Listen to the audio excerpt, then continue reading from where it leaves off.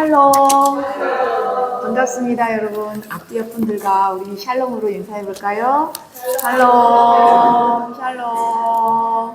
원장님 선생님 옆을 좀 봐주세요. 샬롬하고 계시잖아요.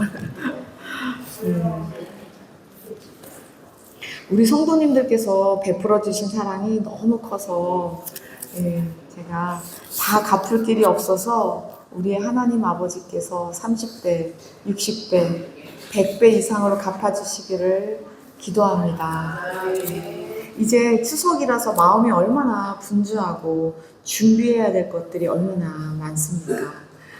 이번 추석에 친지들과 또 온 가문이 함께 모이는 명절 속에서도 우리 하나님의 자녀들은 하나님이 왕이심을 나타내시고 하나님 사랑, 이웃 사랑으로 예수님을 틈이 있다면 조금이라도 보여내는 그런 복된 추석 되시기를 축원합니다. 나영주 집사님네도 어제 내려가시기 전에 금요일부터 추석 예배 예배지를 좀 준비해달라고 금요일부터 연락이 오셔가지고 열쇠장을 또 준비해가지고 가셨습니다. 하나님의 자녀는요, 예배를 중심으로 해서 살아야 합니다. 레위기를 펴면 뭐부터 나와요? 제사부터 나오는 이유가 하나님과의 관계가 가장 우선인 거예요.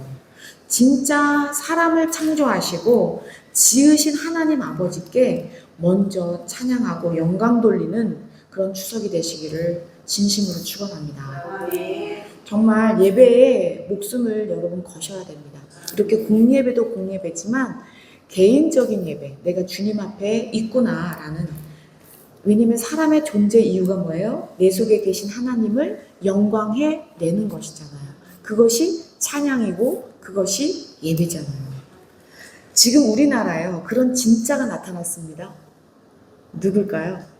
요즘에 TV에 그 뉴스에 굉장히 많이 뜨고 계시죠. 안창호 인권위원장님 다 뉴스 보셔서 아시나요? 모르는 표정이세요. 왜? 네. 안창호 인권위원장이 하나님을 믿고 창조론을 믿는다 이것 때문에 얼마나 많은 사람들이 벌떼처럼 몰려와서 공격하고 먹잇감으로 삼고 있는 지금이에요. 존귀하신 여러분, 대한민국은, 자유대한민국은 하나님이 건국하셨습니다. 우리나라는 진짜 하나님이 세우신 나라예요. 그래서요, 우리나라 민족으로 해서요, 우리가 먼저 기도해야 합니다. 한 사람의 기도는 한 민족보다 강합니다. 옆 사람에게 말할까요?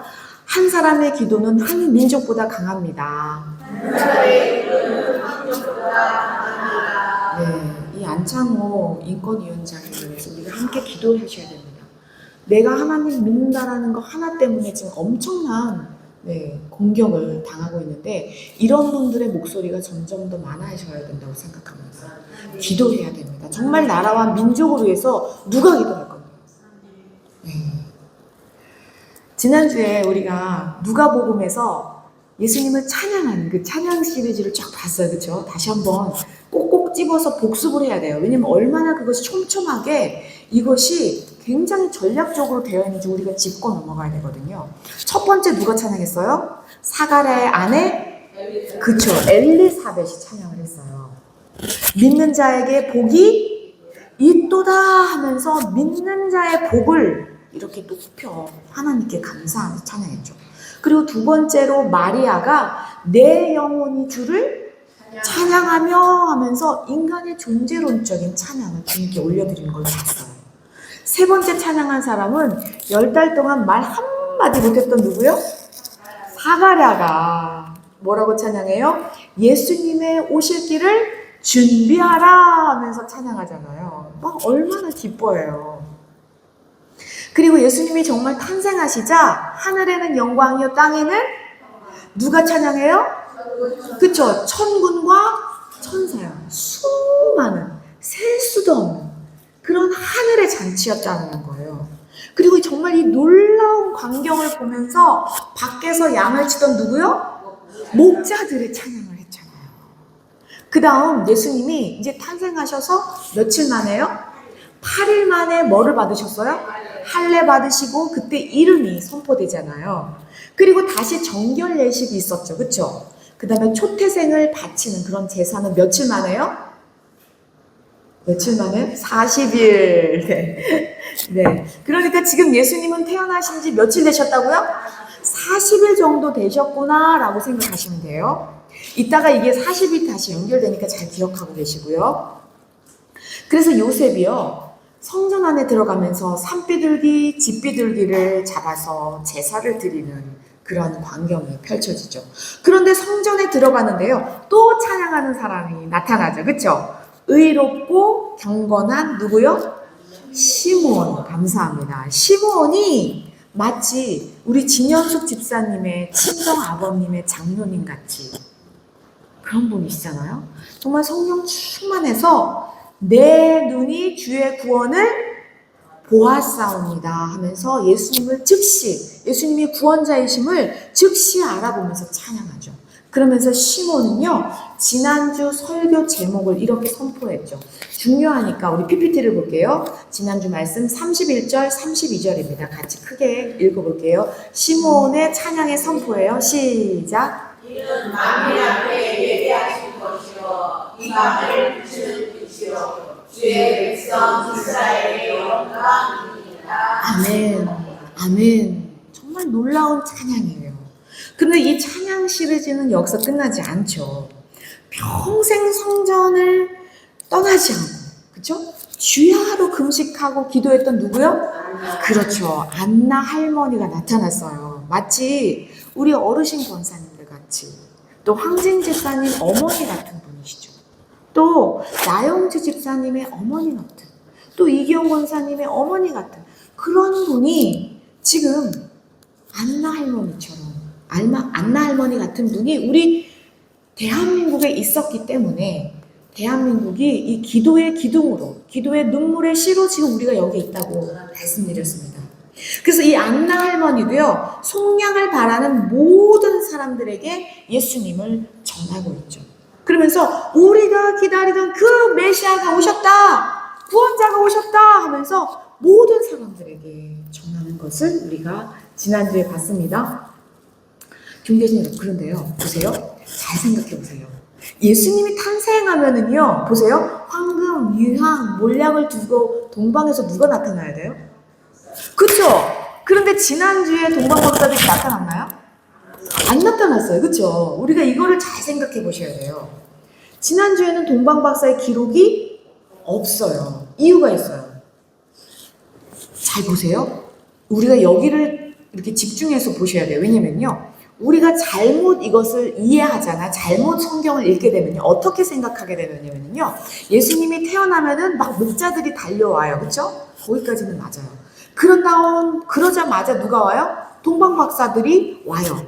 그 다음에 예수님이 막 애국으로 피난하신 그런 사건이 한꺼번에 일어난 것처럼 느껴져요. 그렇지 않나요? 왜냐면 이 크리스마스 카드에도 보면은 동방박사하고 막 그 목자들하고 다 같이 있잖아요. 아니라는 거예요. 오늘 그걸 정확하게 볼 거기 때문에 굉장히 중요해요. 그래서 우리가 지난주에 예수님이 태어나서 8일째, 40일째 이것을 잘 살펴봤잖아요. 그렇죠? 지금 우리가 예수님이 태어나서 성장하고 있는 그 순서대로 가고 있단 말이에요. 그러니까 예수님이 태어나자마자 애국으로 가신 게 아니다라는 걸 아셔야 돼요. 첫 태생을 바치는 그 제사하는 그 기간 동안 40일이 넘는 기간 동안에 베들레헴에서 계속해서 머물러 계셨구나라고 우리가 알 수 있습니다. 왜냐면 이 베들레헴하고요, 예루살렘하고는 그리 멀지가 않거든요. 네. 그래서 그 다음 장면이 바로 오늘 나타난 마태복음 2장이에요. 오늘은요, 마태복음 2장 전체를 다 같이 보겠는데요. 다 보면은 여러분들이 집에를 못 가실 정도의 이 긴 스토리예요. 그래서 제가 중요한 요점 정리만 딱딱 빼서 해드릴 테니까 여러분들이 말씀 PPT 올라오면 정말 집중해서 받아 드셔야 됩니다. 저는 여러분들이 진리의 말씀이 어떻게 하면 붙여질까, 제가 이거 소원이거든요. 진리의 말씀이 여러분 심령에 관통되면 이제는 게임 끝나거든요, 세상 앞에서요. 그래서 지금 예수님이요, 정결 예식까지 마치셨으니까 최소 몇십 일이 지나야 되는 거예요? 40일이 훨씬 지났구나, 이렇게 생각하셔야 돼요. 그 다음에 이제 누가 나타나요?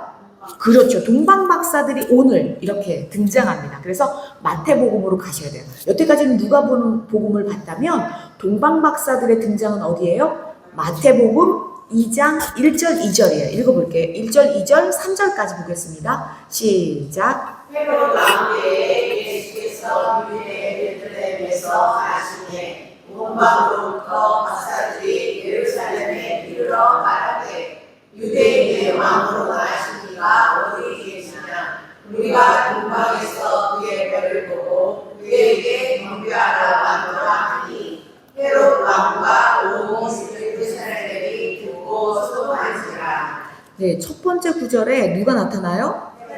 헤롯 왕 때에라고 얘기를 해요. 신약 성경에는요, 여러분들 이 헤롯 왕의 이름이 굉장히 많이 나옵니다. 그런데요, 이 헤롯은요, 우리나라로 보면은요, 박씨 집안, 김씨 집안 이런 거예요. 이런 성씨의 개념이랑 비슷해요. 그래서요, 헤롯 집안의 사람들을 다 뭐라고 불러요? 헤롯이라고 그냥 부르는 거예요. 근데 지금 여기서 나온 헤롯은요, 헤롯 대왕. 그래서요, 대헤롯이라고 부릅니다. 한번 따라해볼까요? 대헤롯. 헤롯 대왕. 네, 이 헤롯부터 시작되거든요. 헤롯 가문이요. 그런데 이 헤롯은요, 원래요, 유대에다가 조공을 바치던 변방의 나라에 살던 이두메, 에돔 사람이었어요. 그러니까 정통 유대인이 아니라는 거죠.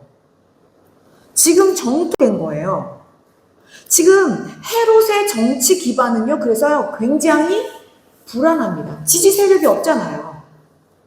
지지 세력이 부족하기 때문에 항상 불안에 떨고 있는 헤롯이었어요. 그런데 이 헤롯은요, 권력에 대해서 굉장히 눈치가 빨랐어요. 당시 로마가 세계를 제패한다는 것을 간파하고 엄청난 로비 활동을 해가지고 지금 유대인의 왕이 된 거예요. 그러니까 돈을 주고, 로마에 돈을 주고 유대인의 왕권을 산 거예요. 그런데 지금 누가 나타났어요? 지금 누가 나타나서 동방에서?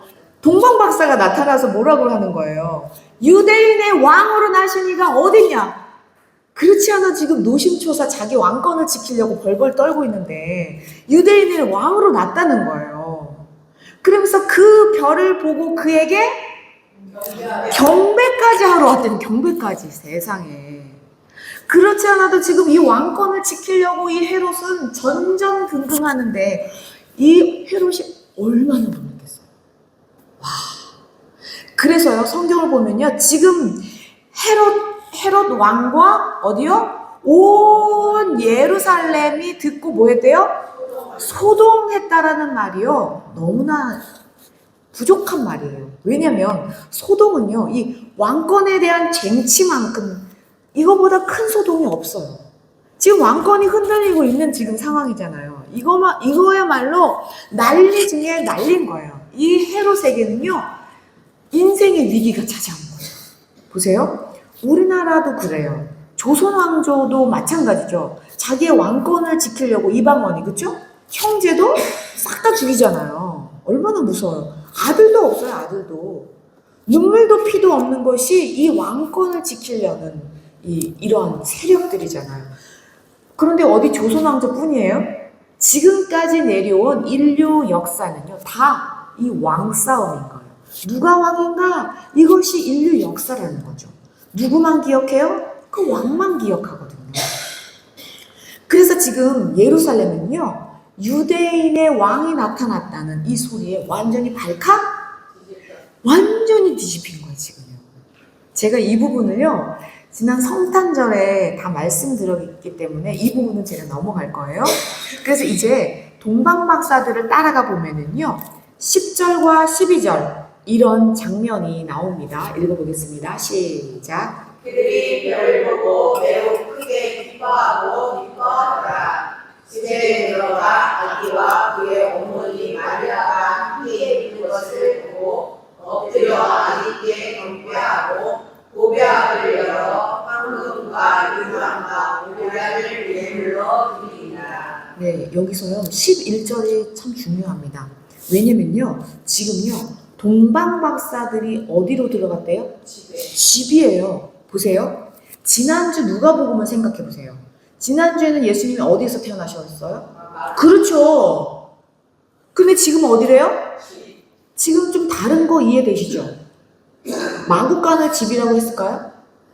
그렇죠. 보세요. 지금 예수님은요. 며칠 되셨다고요? 40일이 훨씬 넘었다 이렇게 생각하셔야 돼요. 아, 그러니까 예수님이 태어나신 곳은 마구간이지만 보세요. 가축들의 똥 오줌에 세균이 득식을 하는 그 마구간에서 계속 계셨던 게 아니구나 하셔야 돼요. 그래서 지금은 어디래요? 집인 거예요. 그러니까 크리스마스 그 카드에 동방박사들이 마구간에 있으면 돼요, 안 돼요? 집에 있어야 돼, 집. 그림 잘못 그리신 거예요. 그러니까 이 가장인 요셉이 급하게 아기 낳을 때는 어쩔 수 없이 그 마구간에 두었지만 지금 새로운 거처 장소를 구했구나라고 보셔야 됩니다. 그렇죠? 그래서 이 동방 박사들은 어디로 갔어요? 집으로 들어갑니다. 지금 누가복음하고 마태복음 장소가 달라요. 시간도 달라요. 그렇죠? 이해가 되시죠? 그리고 집에 들어가 아기와 그의 어머니 마리아와 함께 있는 것을 보고 지금 여기에 요셉이 나오나요? 안 나와요. 이것도 아셔야 돼요. 누가복음에는요 요셉도 있어요. 근데 여기는 요셉이 없어요. 어디 갔을까요? 돈 벌러 가야 돼요. 지금 산모를 잘 먹여야 될 거 아니에요. 집도 구했는데 그 생각하셔야 돼요. 이 사람들은요 하늘에서 뚝 떨어진 사람들이 아니에요. 요셉의 직업이 뭐예요? 목수란 말이에요. 가장으로서 지금 아기를 낳는데 이 마구간에 어떻게 둬요? 집도 구해야 되고요. 먹을 것도 찾아야 돼요. 그래서 지금 요셉은 없어요. 이 자리에. 이제 성경이 조금 더 보이시죠? 어디 나가서 허드렛 일이라도 해야 되는 거죠. 요셉은.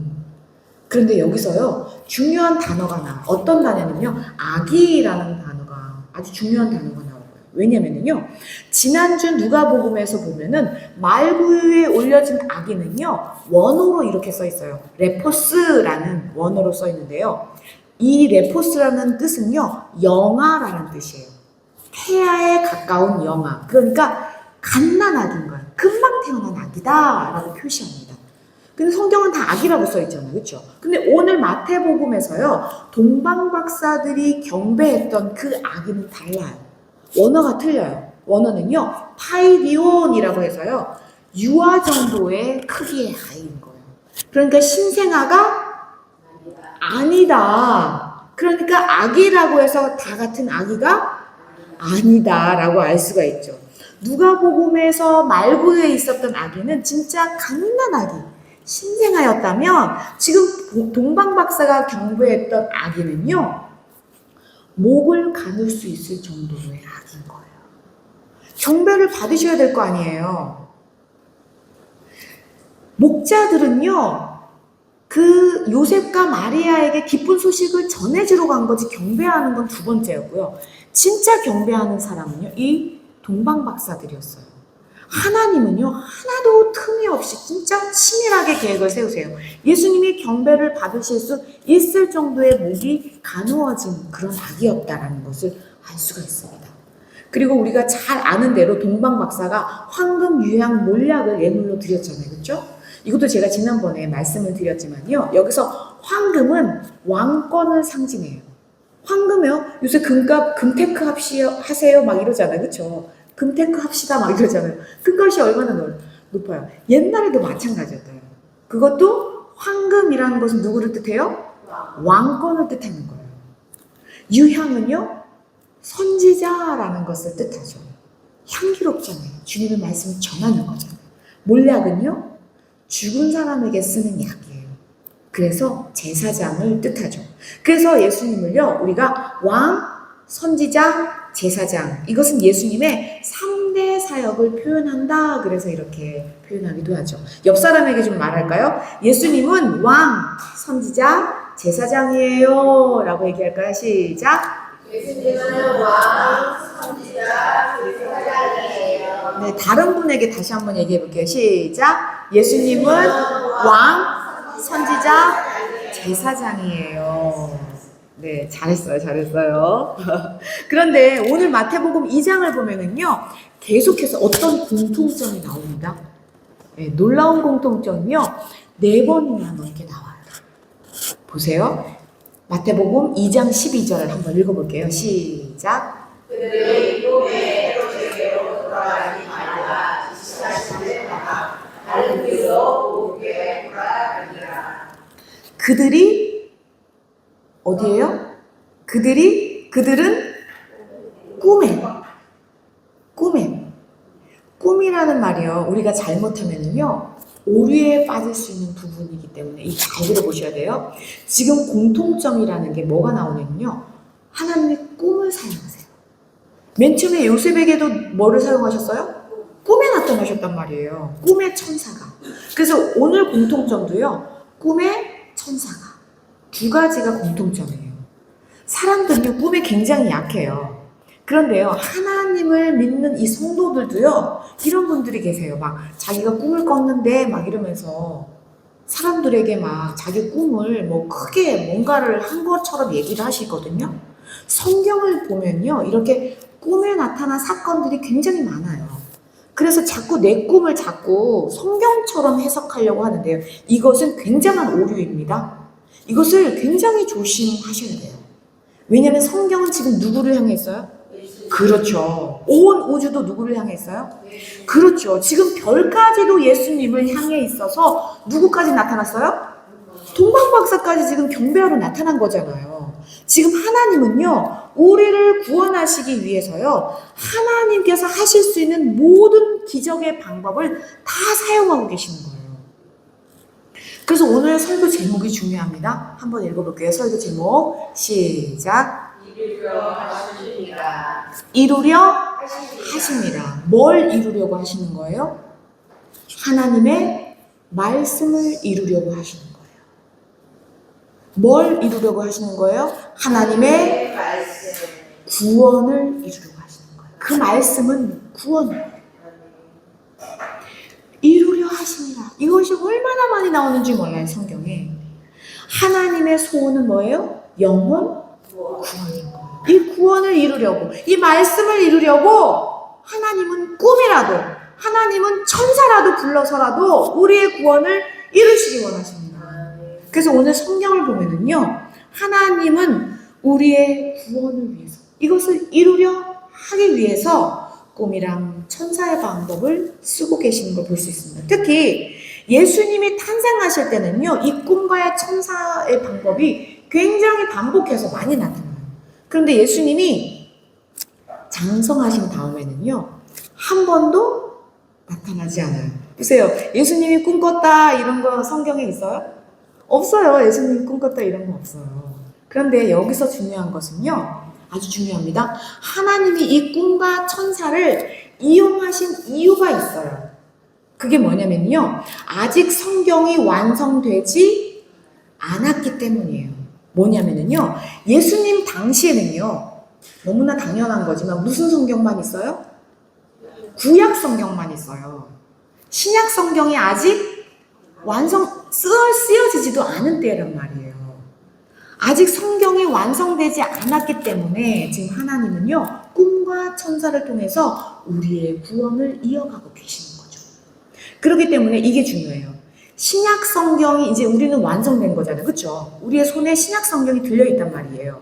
이 신약 성경이 완성되었을 때는요, 하나님의 계시는요, 이제 성경을 중심으로 완성됩니다.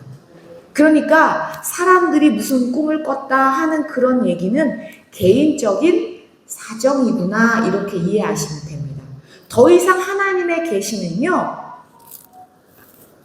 이 성경 외에는 없습니다. 정확한 계시는 예수님으로 끝납니다. 이거를 정확하게 아셔야 돼요. 우리는 이 분별을 하기 위해서 이 시점을 잘 이해하셔야 됩니다. 그러니까 다른 사람들이 꿈을 꿨다 할 때 거기에 휘둘릴 필요가 없다. 그거는 당신 사정, 당신 구원에 하나님이 개별적으로 관여하실 수는 있겠지만 이런 예언하고는 차원이 다릅니다. 그러니까 다른 사람들의 꿈에 휘둘릴 필요가 없습니다. 이걸 정확하게 아셔야 돼요. 성경적으로 우리가 정확하게 아셔야 되는 거죠. 그러니까 오늘날은 어떤 꿈이나 천사가 아니라 뭐가 기준이에요? 성경, 말씀이 기준입니다. 성경이 답이에요. 이제는 꿈이나 천사가 기준이 될 수 없다. 예수님까지인 거예요. 성경 외에 다른 예언이 없습니다. 다시 이제 본문으로 가서 이거 정확하게 아셔야 돼서요. 그래서 지금 이 동방 박사들의 꿈에 헤롯에게 가지 말라고, 그쵸? 천사들이 얘기하죠. 그래서 다른 길로 가는 걸 볼 수 있어요. 그러자 또 공통점이 나타나요. 또 꿈과 천사가 또 나타납니다. 그것은 13절이에요. 13절 읽어볼게요. 시작. 그들이 떠난 후에 주의 사자가 요셉에게 명령하여 이르되 헤롯이 아기를 찾아 죽이려 하니 일어나 아기와 그의 어머니를 데리고 애굽으로 피하여 내가 내게 이르기까지 거기 있으라 하시니. 아멘. 요셉에게 뭐 했어요? 현몽했다는 꿈에, 천사가 꿈에, 해석 천사가 꿈에 이렇게 나타나요. 그런데요, 첫 번째 구절 보니까요, 그들이 어떻게 해요? 누구가 떠났어요?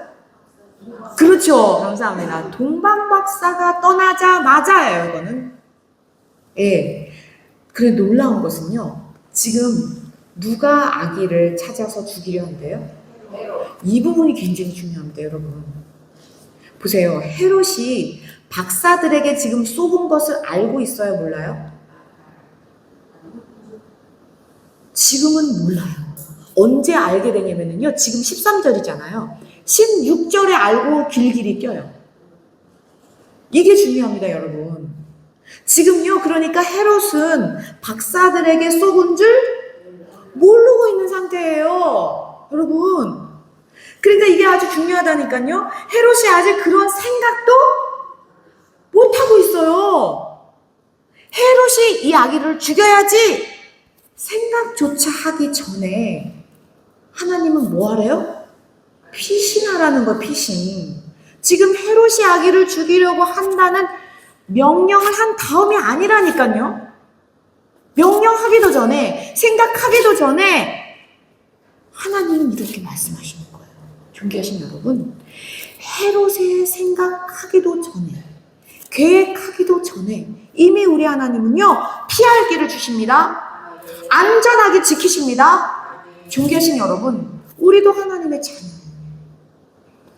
그래서 우리에게도 항상 피할 길을 주십니다. 어떠한 상황 가운데서도 하나님이 지키시고 인도하시고 보호하심을 믿으시길 축원합니다. 우리가 여태까지 얼마나 많은 어려움이 있었어요. 그러나 그때마다 진짜 하나님이 피할 길을 주신 줄로 믿습니다. 그래서 우리가 지금 여기 앉아 있는 거예요. 한번 인생을 돌이켜보세요.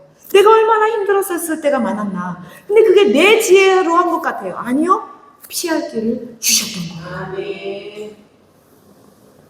다시 본문으로 가서요. 요셉은요. 그래서 이렇게 즉시 순종합니다. 정말 놀라운 요셉이에요. 14절 읽어볼게요.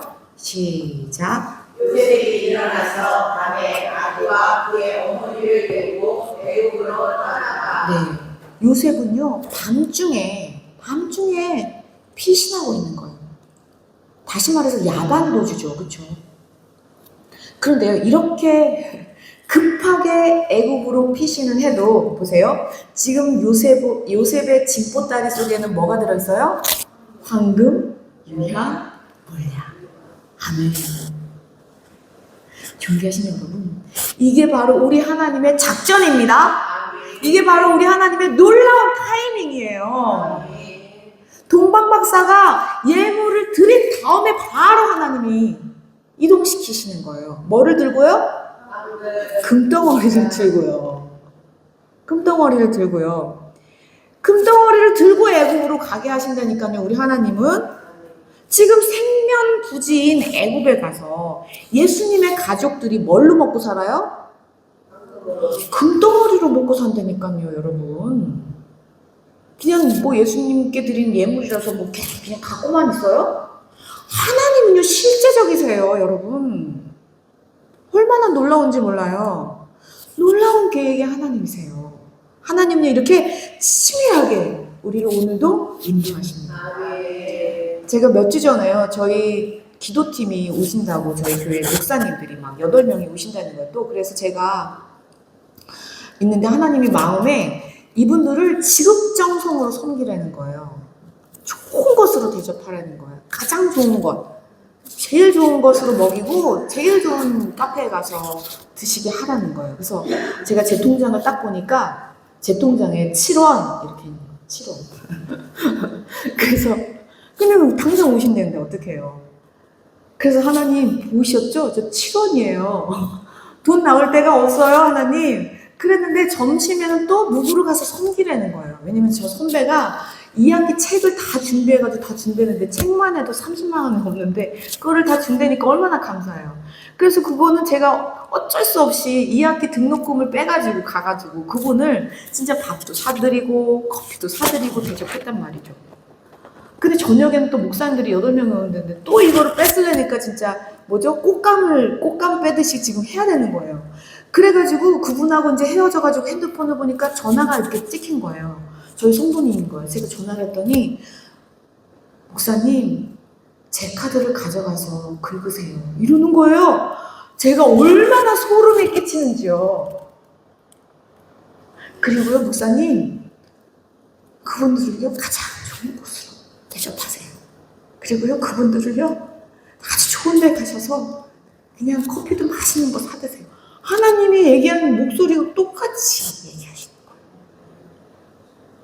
그냥 카드 가서 긁으라는 거예요. 그래서 제가 하나님이 정말 피할 길을 주시는구나. 여러분들도 얼마나 그런 고백이 많으세요. 그래서 오늘 우리가 이 자리에 있는 거 아니겠어요? 네. 저는 7원이라도 기쁘게 살고 있습니다.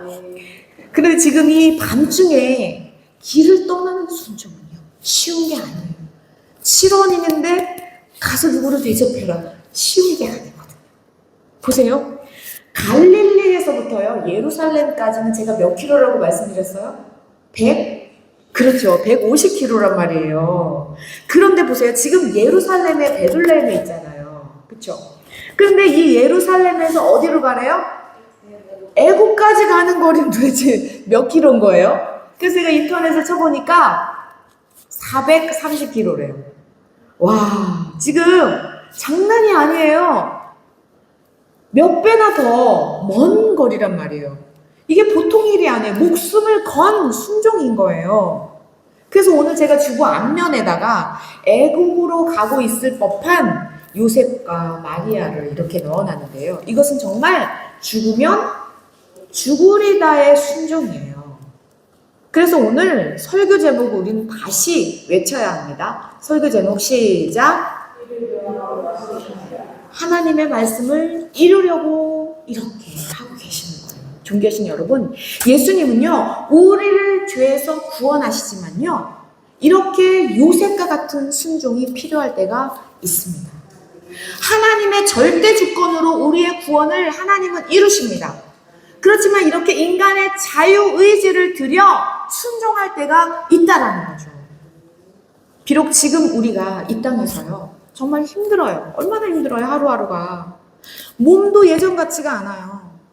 이제 뭘 하려고 그러면 겁부터 나요. 그리고 얼마나 답답한지 몰라요. 오늘 이월재 권사님은 또 머리가 아파서 병원에 가셨다는데 함께 서로 좀 돌아보셨으면 좋겠어요. 하나님의 이 절대 주권을 우리는 이럴 때일수록 믿어야 합니다. 그리고 우리의 자유의지를 들여서 순종해야 합니다. 그리고요 이렇게 우리가 자유의지를 들여서 순종할 때요 나만 사는 것이 아니라 우리 가족 모두가 구원받습니다. 세상 헤롯의 악한 소나기에서 벗어나게 하십니다. 다시 본문으로 가면요 오늘 설교 제목이 여기서 또 나옵니다. 15절입니다. 15절 읽겠습니다. 시작. 헤롯이 죽기까지 있었으니 이는 주께서 선지자를 통하여 말씀하신가. 내로부터 내 아들을 불렀다 함을 말씀을 읽을 때는 아주 큰 소리로 읽으셔요. 그래서 내 심령에 담으셔야 돼요. 여기서요, 애굽으로부터 내 아들을 불렀다 함을 아멘. 말씀을 이루시기 위해서 하나님은요, 촘촘히 계획하고 준비하셨다는 거예요. 애굽으로부터 부르려면 어디로 가야 돼요? 애굽으로부터 내 아들을 부르려면 어디로 가야 돼요? 먼저? 애굽으로 가야 부르죠. 그거 아니에요? 지금 이 말씀을 이루시려고 예수님을 어디로 보내요? 그렇죠, 여러분. 이 모든 게 다 하나님의 말씀을 이루고 있는 중이다. 이 관점이 중요합니다, 여러분. 그러니까 예수님은요, 보세요. 헤롯에게 쫓겨서 애굽으로 피신한 게 아니라는 거예요. 오늘 이 말씀을 이루려 하심이라. 아멘. 애굽으로부터 내 아들을 불렀다 함을 이루려. 아멘. 아멘. 이 말씀을 이루려고 예수님을 애굽으로 보내십니다. 뭐를 들고요? 황금유향을 들고. 하나님은 말씀을 이루기 위해서 애굽으로 보내신 거지 헤롯을 피해서 도망갔다 아니에요. 그래서 성경의 말씀을 이루려 하심이라. 이 말씀이 이루어지는 것을 보고 예수님이 구원자이심을 알라라는 거예요. 봐라, 이 말씀이 이루어지는 것만 봐도 예수님은 하나님이시다. 성경이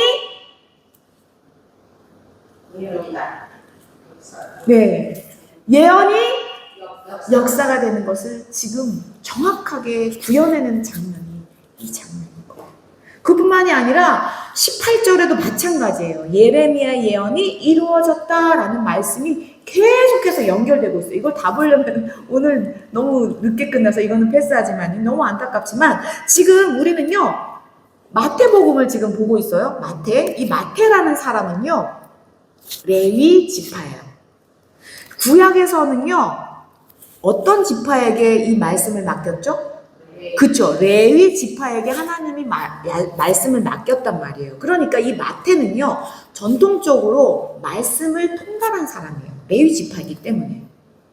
그래서 이 모든 예언이 예수님을 향해 있다는 것을 구약에서 가지고 와서 다 이렇게 기록하고 있는 마태예요.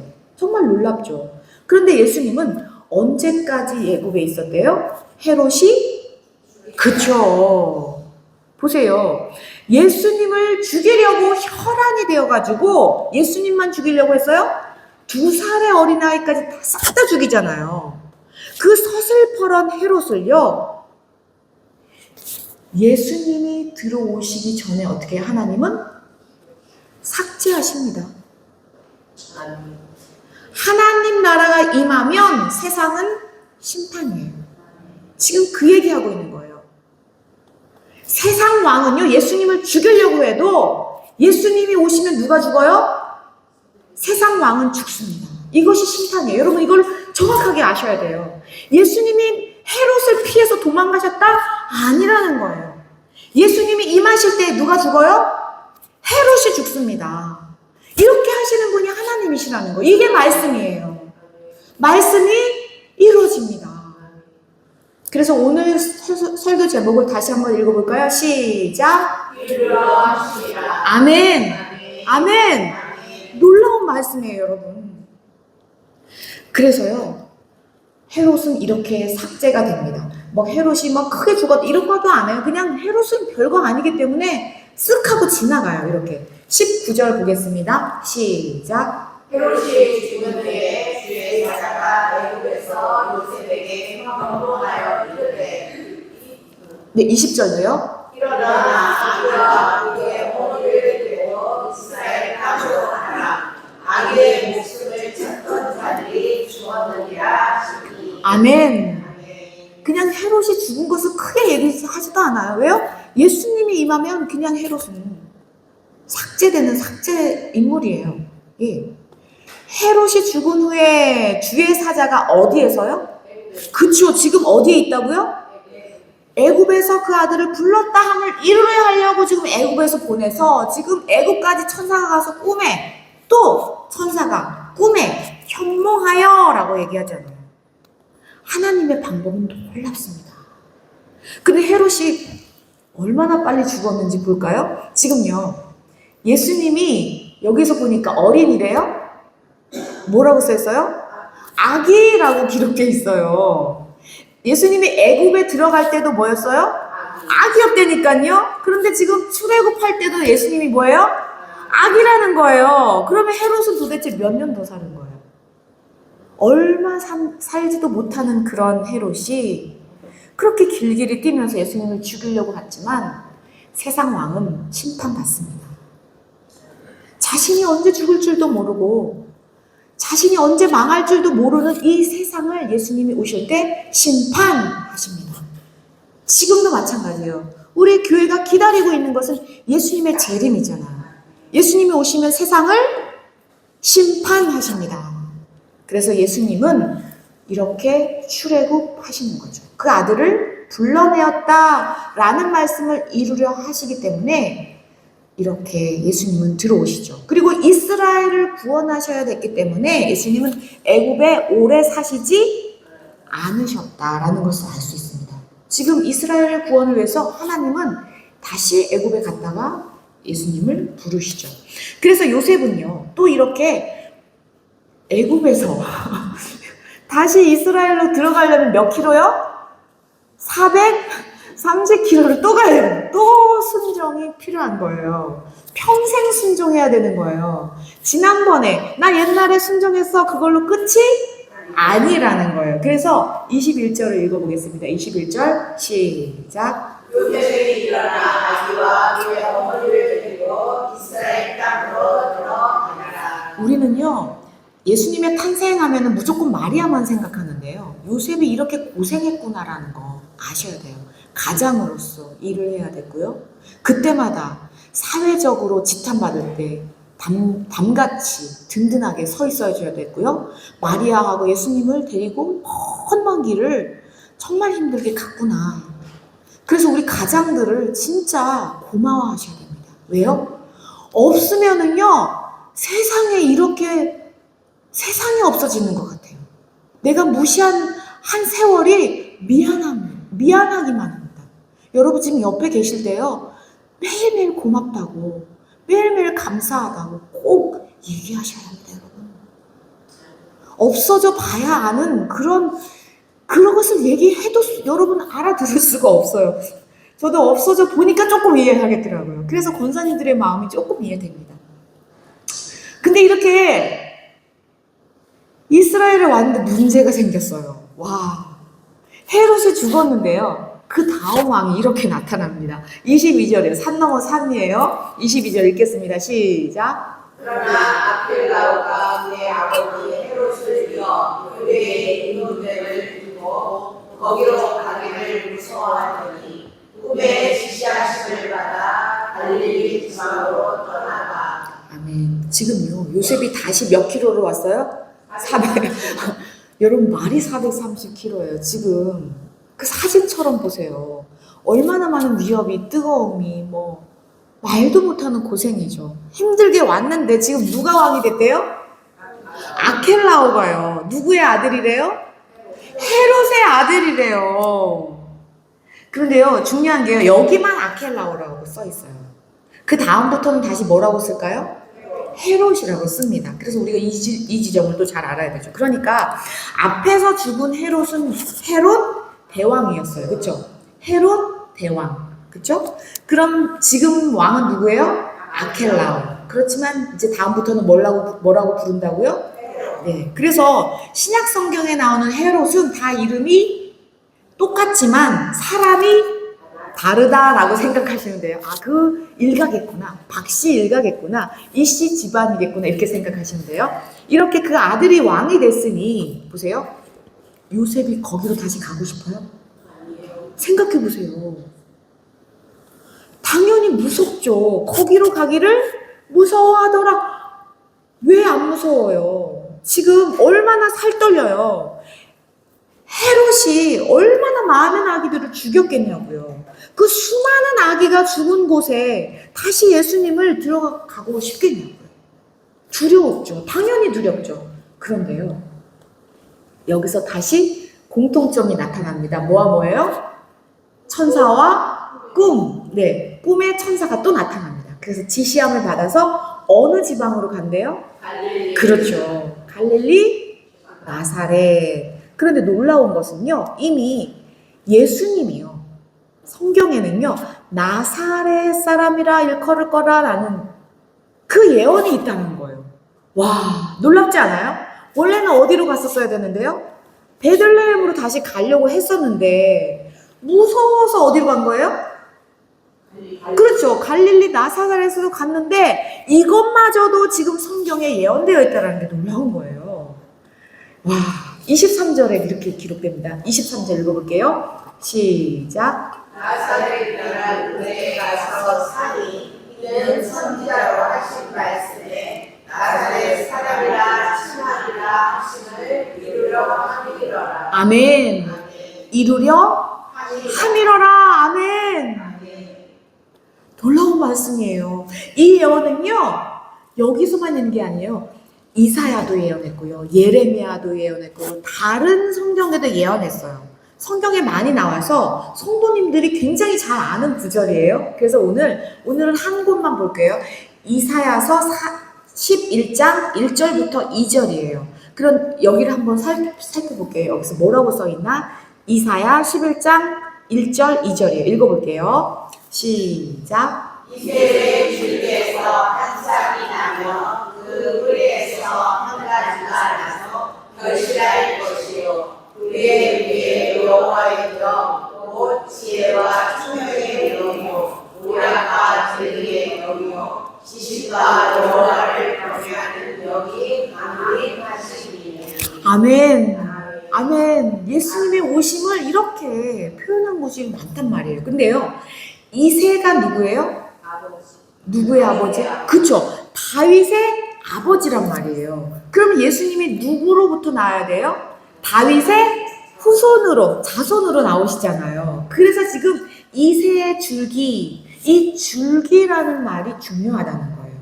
그 줄기를요, 원어로 보면은요, 네체르라고 써 있거든요. 이 네체르라는 말이요, 나사렛이라는 말과 같은 거예요. 놀랍지 않나요? 그래서 정말 예언이 역사가 되고 있고요. 정말 하나님의 말씀대로 이루려 하심이라 한 대로 예수님은 어디서 자라요? 그렇죠. 나사렛에서 자라신단 말이에요. 그래서 사람들이 나사렛 예수여 나를 구원하소서 이렇게 얘기하잖아요. 존귀하신 여러분, 이렇게 모든 성경은 누구를 향해 있어요? 온 세상도 누구를 향해 있어요? 하늘의 별과 하늘의 해도요 누구를 향해요? 아멘이에요, 여러분. 그런데 왜 예수님을 향해 있는 거예요? 감사합니다. 우리의 구원을 이루시기 위해서 예수님을 향해 있고, 그 예수님을 향해 있는 이유는 누구를 위해서요? 나를 위해서요. 나를 구원하시기 위해서요. 아멘. 존귀하신 여러분, 이제 화요일은요, 우리나라 대한민국이 유교 사상 때문에 제사를 지내는 것이 효도라는 그 문화가 아주 뿌리 깊게 500년 이상 자리매김했기 때문에 우리 하나님의 자녀로서는 하나님 앞에 범죄할 수밖에 없는 그런 시간이 다가오고 있어요. 그러나 세상은 모두 중심이 누구를 향해 있다고요? 예수님이요. 그래서 예수님이 다시 심판주로 오신단 말이에요. 심판주로 오시면 세상 왕은 심판받는다. 그런데 그 심판하는 기준이 있어요. 그 기준이 이거예요. 하나님은 뭘로 이루어졌어요? 그렇죠. 심판의 기준이 뭐예요? 사랑입니다, 여러분. 그걸 아셔야 돼요. 그걸 아셔야 돼요. 그래서 우리에게요, 율법이 아니라 사랑으로 대하라. 하나님의 심판의 기준도요, 너희들 사랑했니? 너희들 사랑 안 했니? 이거예요.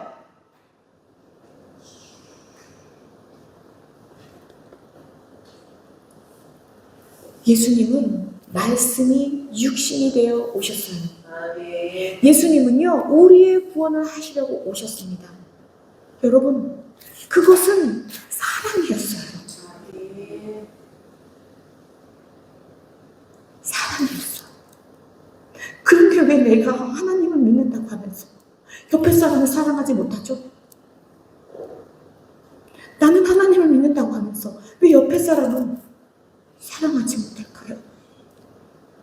하나님의 심판은 사랑으로 하십니다. 사랑이 심판의 기준이에요.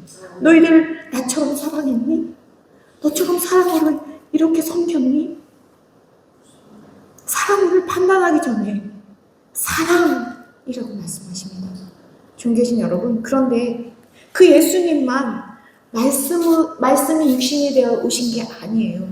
바로 여러분과 제가 이 말씀대로 살라는 거예요. 말씀대로 육신이 되어서 사랑으로 살아내라는 거예요.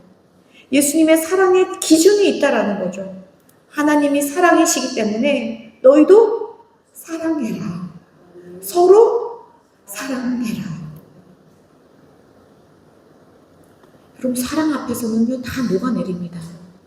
적이고 아군이고 사랑 앞에서는 다 하나가 됩니다.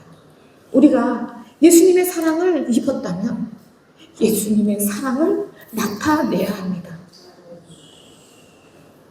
그런데 우리는 속에 선악과가 있어요. 그래서 판단하는 거예요. 그래서 정죄하는 거예요. 그래서 너는 왜 나만큼 못하냐고 하는 거예요. 그럼 너는 왜 나만큼 믿음이 없냐고 하냐? 아니요. 그건 이미 예수님의 사랑을 저버린 저예요. 그래서 오늘 설교 제목을 다시 읽으셔야 합니다. 시작. 이루려 하십니다. 무엇을 이루어요? 구원을요. 무엇을 통해요? 사랑을 통해서. 아멘. 하나님의 말씀은 다 이루어지는 인생 되시기를 축원합니다. 하나님이 사랑이시기에 사랑으로 나타내는 힘들지만 어렵지만 요셉처럼 고달파도 예수님의 사랑으로 나타내는 저와 여러분 되시기를 축원합니다. 예수를 믿으라. 주 예수를 믿으라. 그리하면 너와 내 집이 구원을 얻으리라. 그것을 사랑으로 나타내는 우리 설성감리교회 온 성도님과 우리 설성감리교회 온 가문이 되시기를 축복합니다. 기도하시겠습니다. 하나님 아버지, 감사합니다. 예수님을 마구간에 나시기까지 우리를 구원하시려고 그렇게 보내주심을 감사합니다.